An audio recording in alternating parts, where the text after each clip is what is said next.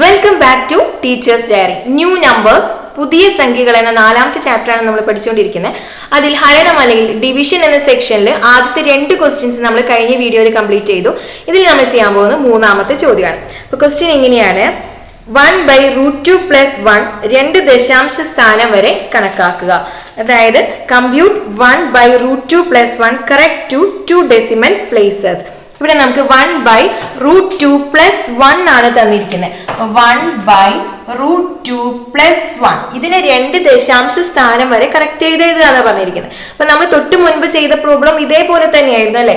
അവിടെ നമുക്ക് √2 - 1 ആണ് തന്നിരുന്നത്. അതുകൊണ്ട് നമ്മൾ അതിനെ √2 + 1 ഉപയോഗിച്ച് മൾട്ടിപ്ലൈ ചെയ്തു. അപ്പൊ ഇവിടെ എന്ത് ചെയ്താൽ മതി?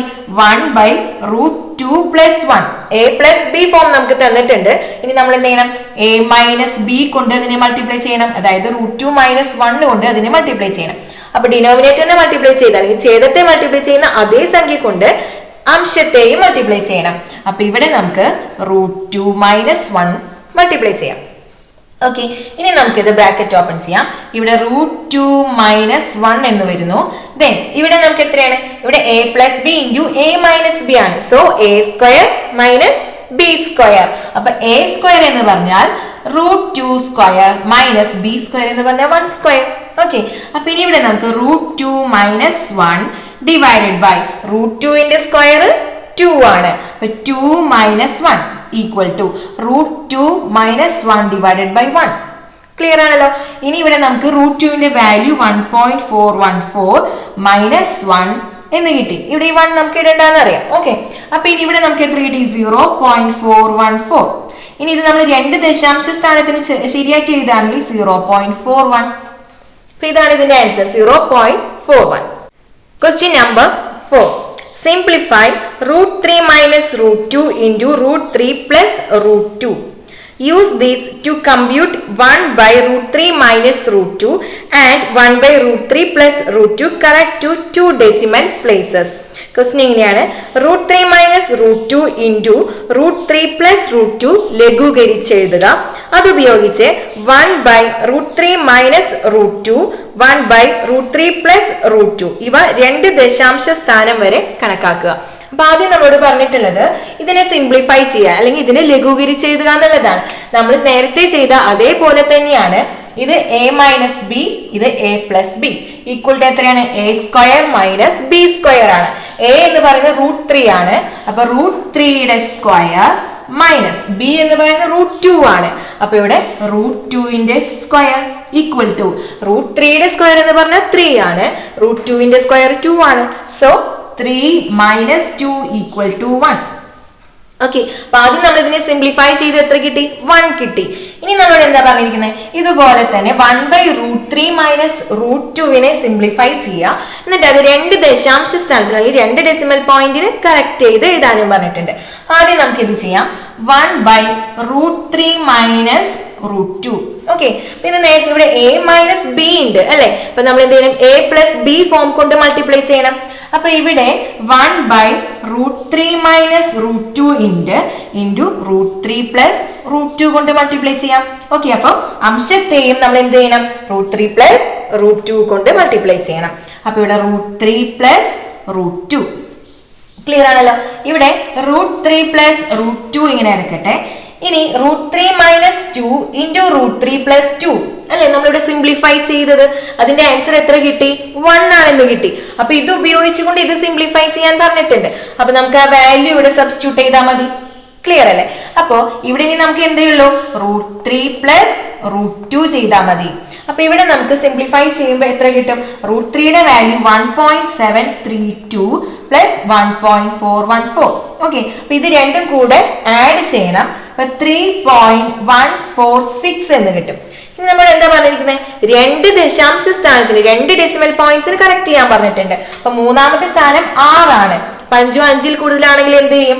ഇതില് 1 നമ്മൾ ലെഫ്റ്റിലേക്ക് അല്ലെങ്കിൽ 2ാമത്തെ സ്ഥാനത്തേക്ക് കൂട്ടുന്നു. ദെൻ 3ാമത്തെ സ്ഥാനത്തിലുള്ള സംഖ്യനെ കളയുന്നു. അപ്പൊ ഇവിടെ 3.15 എന്ന് കിട്ടും. ഓക്കെ, അപ്പൊ നമ്മൾ ഈ ഒരു സെക്ഷൻ കഴിഞ്ഞു. ഇനി അടുത്തത് എന്താണ് ലഘൂകരിക്കുക അല്ലെങ്കിൽ എത്രയാണ് സിംപ്ലിഫൈ ചെയ്യാൻ പറഞ്ഞിട്ടുള്ളത്? 1/√3 + 2. 1/√3 + √2 നമ്മൾ എന്ത് ചെയ്യും? 1/√3 + √2 into എ പ്ലസ് ബി ഉണ്ട്. അപ്പൊ നമുക്ക് ഇനി എന്താ വേണ്ടത്? എ മൈനസ് ബി വേണം. അപ്പൊ √3 മൈനസ് √2. ഇവിടെയും √3 മൈനസ് √2. ക്ലിയർ ആണല്ലോ. ഇനി ഇവിടെ നമുക്ക് √3 മൈനസ് √2 ഡിവൈഡഡ് ബൈ, ഇത് നമുക്ക് എത്രയാണെന്ന് അറിയാം? 1 ആണെന്ന് അറിയാം. അപ്പൊ ഇവിടെ ഡിവൈഡഡ് ബൈ 1 വന്നു. ഇനി നമുക്ക് എന്ത് ചെയ്താൽ മതി? 1/732 മൈനസ് 1.414 ചെയ്യാം. ഇവിടെ എത്ര കിട്ടും? 0.32. രണ്ട് ഡെസിമൽ പോയിന്റ് കറക്റ്റ് ചെയ്ത് എഴുതിയാൽ മതി. അപ്പൊ നമുക്ക് 0.32 എന്ന് കിട്ടും. വളരെ എളുപ്പമല്ലേ ഇത്? അപ്പൊ ഇനി നമുക്ക് അടുത്ത ക്വസ്റ്റ്യൻ ചെയ്യാം. അഞ്ചാമത്തെ ചോദ്യം, √2 and 2/3 equal to 2 √2/3 എന്നും √3 and 3/8 equal to 3 √3/8 എന്നും തെളിയിക്കുക. ഇതുപോലെയുള്ള മറ്റ് സംഖ്യകൾ കണ്ടുപിടിക്കാമോ? Prove that √2 and 2/3 equal to 2 √2/3 and √3 and 3/8 equal to 3 √3/8. Can you find other numbers like this? Okay, ആദ്യം നമ്മളോട് ചോദിച്ചിരിക്കുന്നത് എന്താണ്? ഇവിടെ പ്രൂവ് ചെയ്യാനാണ്, തെളിയിക്കാനാണ് പറഞ്ഞിരിക്കുന്നത്. അതായത് √2 and 2/3 എന്നുള്ളത് 2 √2/3 ആണെന്ന് തെളിയിക്കണം. അപ്പൊ അതിനു വേണ്ടി നമുക്ക് എന്ത് ചെയ്യാം? ഫസ്റ്റ് ആദ്യം നമുക്ക് ഇത് ചെയ്യാം. ഓക്കെ, അപ്പൊ √2 and 2/3 ഇതിനെ നമ്മൾ എന്ത് ചെയ്യാം? ഇതിനെ നമുക്ക് വിഷമ ഭിന്നം അല്ലെങ്കിൽ ഇംപ്രോപ്പർ ഫ്രാക്ഷൻ ആക്കി മാറ്റാം അല്ലെ. √2 × 3 6, 6 + 2 8, 8/3 എന്ന് എഴുതാം. ക്ലിയർ ആണല്ലോ. ഇനി നമുക്ക് ഈ 8നെ 4 × 2 എന്ന് എഴുതാം അല്ലെ. അപ്പൊ അതായത് 4 × 2/3. ഓക്കെ, അപ്പൊ ഇതിൽ ഈ 4 ഒരു പെർഫെക്റ്റ് സ്ക്വയർ ആണ്. അതിന്റെ റൂട്ട് എടുക്കാലോ. അപ്പൊ ആ റൂട്ട് എടുത്ത് കഴിയുമ്പോൾ നമുക്ക് 2 എന്ന് കിട്ടും. അത് പുറത്തേക്ക് വന്നു. ദെൻ √2/3 എന്ന് കിട്ടി. ഇതല്ലേ നമ്മളോട് പ്രൂവ് ചെയ്യാൻ പറഞ്ഞിട്ടുള്ളത്? ക്ലിയർ ആയില്ലേ? ഇനി ഇതേപോലെ തന്നെ ഇതിനെയും 3 and 3/8നെയും നമുക്ക് പ്രൂവ് ചെയ്യണം. അപ്പോ √3 and 3/8. ഓക്കെ, ഇതിനെ നമുക്ക് എന്ത് ചെയ്യാം? നേരത്തെ ചെയ്ത പോലെ തന്നെ ഇംപ്രോപ്പർ ഫ്രാക്ഷൻ ആക്കാം അല്ലെങ്കിൽ വിഷമ ഭിന്നമാക്കി മാറ്റാം. 8 × 3 24, 24 3 27/8. ഓക്കെ, അപ്പോ ഇവിടെ 27/8 എന്ന് കിട്ടി. ഈ 27നെ നമുക്ക് 9 × 3 എന്ന് എഴുതാം. എന്തുകൊണ്ടാണ് അങ്ങനെ എഴുതുന്നത്? അതിലൊരു പെർഫെക്റ്റ് സ്ക്വയർ വരുന്നുണ്ട് അല്ലെ, 9. അപ്പൊ ഇവിടെ നമ്മള് 9 × 3 27 /8 എന്ന് എഴുതി. ക്ലിയർ ആണല്ലോ. ഇനി 9 ഒരു പെർഫെക്റ്റ് സ്ക്വയർ ആയതുകൊണ്ട് അതിന്റെ റൂട്ട് കണ്ടുപിടിക്കാം. അപ്പൊ നമുക്ക് 3 × √3/8 എന്ന് കിട്ടി. ഓക്കെ, അപ്പൊ ഇതല്ലേ നമ്മളോട് പ്രൂവ് ചെയ്യാൻ പറഞ്ഞിട്ടുള്ളത്. അപ്പൊ ഈ രണ്ട് കാര്യങ്ങളും നമ്മൾ പ്രൂവ് ചെയ്തു. ഇനി നമ്മളോട് ചോദിച്ചിരിക്കുന്നത് ഇതുപോലെയുള്ള മറ്റ് സംഖ്യകൾ കണ്ടുപിടിക്കാമോ എന്നുള്ളതാണ്. ഓക്കെ, അപ്പൊ അതെങ്ങനെ കണ്ടുപിടിക്കാം? ഈ സംഖ്യകൾ തമ്മിൽ എന്തെങ്കിലും ഒരു കണക്ഷൻ ഉണ്ടോ നോക്കൂ. അതായത് ഇവിടെ 2 and 2/3. ഓക്കെ, അപ്പൊ ഇതിനെ നമ്മൾ x ആയിട്ട് എടുക്കുകയാണെങ്കിൽ, ഇതിനെ നമ്മൾ x ആയിട്ട് എടുത്തു എന്ന് വിചാരിക്കാം. അപ്പൊ ഇത് x ആണ്. ഇനി ഈ 3 എന്നുള്ളത് എങ്ങനെ നമുക്ക് കണക്ട് ചെയ്യാം?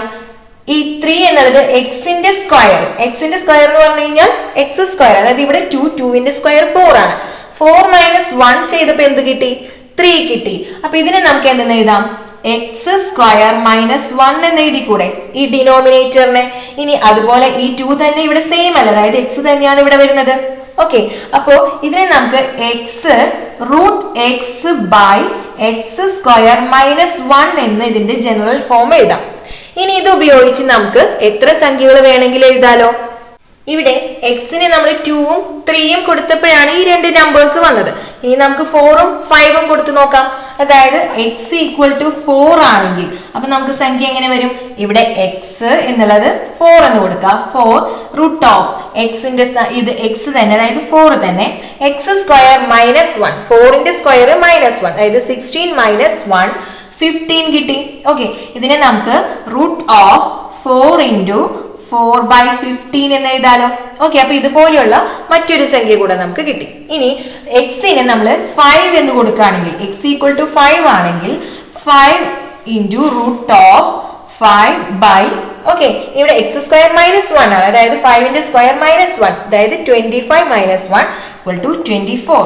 ഓക്കെ, ഇതിനെ നമ്മൾ 5/24 എന്ന് എഴുതാം. ഓക്കെ, അപ്പൊ ഈ രീതിയിലുള്ള സംഖ്യകൾ എഴുതാൻ പറഞ്ഞാൽ നമുക്ക് ഇങ്ങനെ ഈ ഒരു ജനറൽ ഫോം കണ്ടുപിടിച്ചിട്ട് അതിൽ നിന്ന് എത്ര സംഖ്യകൾ വേണമെങ്കിലും എഴുതാം. ആറാമത്തെ ചോദ്യം, ചിത്രത്തിലെ ചുവന്ന ത്രികോണങ്ങളെല്ലാം സമഭുജമാണ്. പുറത്തെ സമചതുരത്തിന്റെയും അകത്തെ സമചതുരത്തിന്റെയും വശങ്ങൾ തമ്മിലുള്ള അംശബന്ധം എന്താണ്? All red triangles in the picture are equilateral. What is the ratio of the sides of the outer and inner squares? Okay, അപ്പൊ ഇവിടെ ചിത്രം നമുക്ക് ഇങ്ങനെ തന്നിട്ടുണ്ട്. തന്നിട്ടുള്ള ഇതിന്റെ ഉള്ളിലുള്ള എല്ലാ ത്രികോണങ്ങളും ഇക്വിലാറ്ററൽ ട്രയാങ്കിൾസ് ആണ്, അല്ലെങ്കിൽ സമഭുജ ത്രികോണങ്ങളാണ് എന്ന് തന്നിട്ടുണ്ട്. ഓക്കെ, ഇതിന്റെ വശങ്ങളുടെ നീളങ്ങളൊന്നും നമുക്ക് തന്നിട്ടില്ല. നമ്മോട് ചോദിച്ചിരിക്കുന്നത് ഈ പുറത്തെ സമചതുരത്തിന്റെ ഒരു വശവും അതുപോലെ അകത്തെ സമചതുരത്തിന്റെ ഒരു വശവും തമ്മിലുള്ള റേഷ്യോ കണ്ടുപിടിക്കാനാണ്. അങ്ങനെയാണെങ്കിൽ നമുക്കറിയാം, ഒരു സമഭുജ ത്രികോണം തന്നാൽ അതിന്റെ വശങ്ങളെല്ലാം എങ്ങനെയാണ് കാണേണ്ടതെന്ന്. ഓക്കെ, ഇവിടെ വശത്തിന്റെ നീളം ഒന്നും തന്നിട്ടില്ല, അതുകൊണ്ട് നമ്മൾ എന്തെന്ന് എടുക്കാം, ഇത് എ ആണെന്ന് എടുക്കാം. ഓക്കെ, എ ബിയുടെ നീളം അല്ലെങ്കിൽ എ സിയുടെ 3 വശങ്ങളും തുല്യമാണ്. ഒരെണ്ണത്തിന്റെ നീളം നമ്മൾ എ ആയിട്ട് എടുക്കുന്നു. ഓക്കെ, അപ്പൊ അങ്ങനെ ഇത് എ ആണെങ്കിൽ എ ബി എന്നുള്ളത് എ ആണെങ്കിൽ എ ഡി എന്നുള്ളത് എത്രയായിരിക്കും? a/2 ആയിരിക്കും. ക്ലിയർ അല്ലേ? അപ്പൊ ഇവിടെ നമ്മൾ ഇങ്ങനെ ഒരു മട്ട ത്രികോണം കൺസിഡർ ചെയ്യുകയാണെങ്കിൽ ഇത് എ സിയുടെ നീളം എ ആണ്, എ ഡിയുടെ നീളം a/2 ആണ്. അങ്ങനെയാണെങ്കിൽ ഈ ഡി സിയുടെ നീളം സി ഡിയുടെ നീളം എന്ന് പറയുന്നത് എത്രയായിരിക്കും? a/2 ഇൻറ്റു √3 ചെയ്യണം അല്ലെ? അപ്പൊ ഈ ആംഗിൾ നമുക്ക് 60 ഡിഗ്രി ആണെന്ന് അറിയാം, ഇത് 30 ഡിഗ്രി ആണ്, ഇത് 90 ഡിഗ്രി ആണ്. അപ്പൊ 30 ഡിഗ്രി ആംഗിളിന് ഓപ്പോസിറ്റ് വരുന്ന വശത്തിനെ ഇൻറ്റു √3 ചെയ്താൽ നമുക്ക് എന്ത് കിട്ടും? ഈ ഉയരം കിട്ടും. ഓക്കെ, അപ്പൊ ഇവിടെ a/2 ഇൻറ്റു √3 ആണ് നമുക്ക് സി ഡി എന്ന വശത്തിന്റെ നീളം വരുന്നത്. അപ്പൊ നമുക്ക് ഇവിടെ ആവശ്യം വരുന്നത് ഏതൊക്കെ നീളങ്ങളാണ്? ഇവിടെ നോക്കൂ, ഈ പുറത്തുള്ള സമചതുരം അല്ലെങ്കിൽ സ്ക്വയർ കൺസിഡർ ചെയ്യുകയാണെങ്കിൽ ഇതിന്റെ ഒരു വശത്തിന്റെ നീളം കാണാൻ പറഞ്ഞു കഴിഞ്ഞാൽ ഇവിടെ നോക്കി ഏതൊക്കെയാണ് ഇതിന്റെ നീളങ്ങളായിട്ട് വരുന്നത്. ഇവിടെ നമുക്ക് ഇവിടെ തുടങ്ങി ഇവിടെ വരെ ഒരു ലെങ്ത് വരുന്നുണ്ട്. ഈ ഒരു ലെങ്ത് എന്ന് പറയുന്നത് ഇക്വിലാറ്ററൽ ട്രയാങ്കിളിന്റെ ഒരു വശത്തിന്റെ നീളമാണ് അല്ലെ? അപ്പൊ ഈ ഒരു നീളം നമുക്ക് എത്രയാണെന്ന് അറിയാം? ഈ ഒരു നീളം a ആണെന്നറിയാം. ക്ലിയർ ആണല്ലോ? അപ്പൊ ഇവിടെ നമുക്ക് 2 ട്രയാങ്കിൾസ് അറേഞ്ച് ചെയ്തിരിക്കുന്നത് ഇങ്ങനെയാണ്. അതായത് ഇതിന്റെ ഉന്നതിയാണ് ഈ ലെങ്ത് വരുന്നത്, ഇതുപോലെ ഈ ട്രയാങ്കിളിന്റെയും ഉന്നതിയാണ് വരുന്നത് അല്ലെ? അപ്പൊ ഈ ഇക്വിലാറ്ററൽ ട്രയാങ്കിൾസിന്റെ 2 ഉന്നതികളാണ് ഈ നീളം കവർ ചെയ്യുന്നത്. ക്ലിയർ ആണല്ലോ? അപ്പോ ഇവിടെ നമുക്ക് ഈ ഇതിന്റെ ഉന്നതി എത്രയാണെന്ന് നമ്മൾ കണ്ടുപിടിച്ചു, a/2 into √3.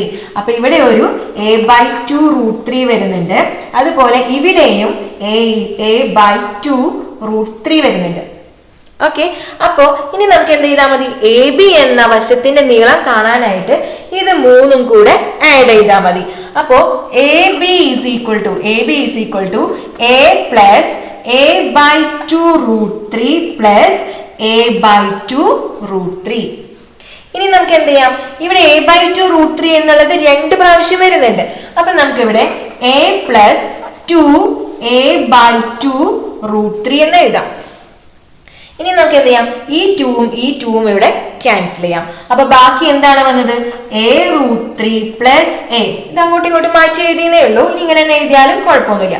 a√3 plus a എന്നുള്ളതാണ് എ ബി എന്ന വശത്തിന്റെ നീളം കിട്ടിയത്. അപ്പൊ നമുക്ക് വലിയ സമചതുരത്തിന്റെ അല്ലെങ്കിൽ പുറത്തുള്ള സ്ക്വയറിന്റെ ഒരു വശത്തിന്റെ നീളം നമുക്ക് a√3 പ്ലസ് a ആണെന്ന് കിട്ടി. ഇനി എന്താണ് നമുക്ക് ചെയ്യേണ്ടത്? ഈ അകത്തുള്ള PQRS എന്ന ചെറിയ സമചതുരത്തിന്റെ ഒരു വശത്തിന്റെ നീളമാണ് കാണേണ്ടത്.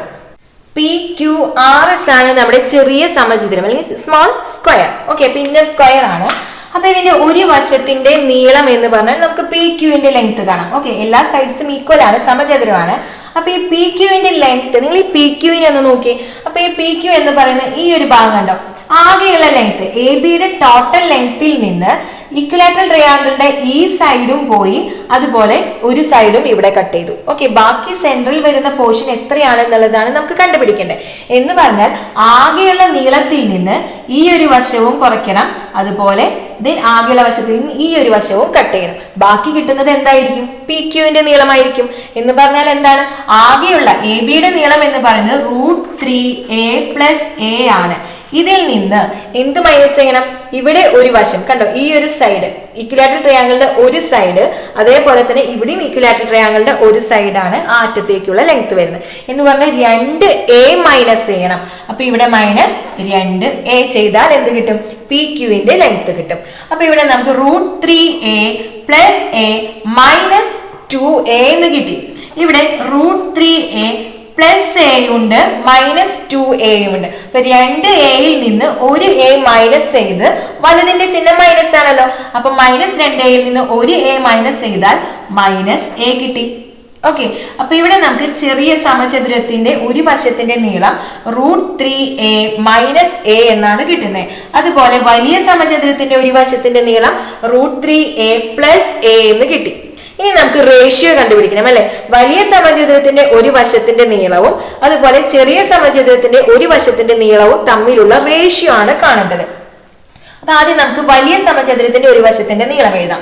√3a + a. ഇതിന്റെ റേഷ്യോ കാണണം. റേഷ്യോ എന്താണ്? ചെറിയ സമചതുരത്തിന്റെ ഒരു വശത്തിന്റെ നീളം √3a - a. ഓക്കെ, അപ്പൊ ഈ √3a + a √3a - a എന്നുള്ളതാണ് നമുക്ക് കിട്ടുന്നത്. ഇനി നമുക്ക് എന്ത് ചെയ്യാം? a എന്നുള്ളത് ഈ രണ്ട് ടേംസിലും കോമൺ ആണ്. അപ്പൊ ഇതിൽ നിന്ന് നമുക്ക് a നെ പുറത്തെടുക്കാം. a ഇൻറ്റു ഇവിടെ ബാക്കി എന്തുണ്ട്? √3 ഉണ്ട് +1 ഉണ്ട്. ഓക്കെ, ഇനി അതേപോലെ തന്നെ ഇവിടെയും a എന്നുള്ളത് കോമൺ ആണ്. അപ്പൊ a പുറത്തേക്ക് എടുക്കുന്നു, ബാക്കി ഇവിടെ √3 - 1 എന്ന് വന്നു.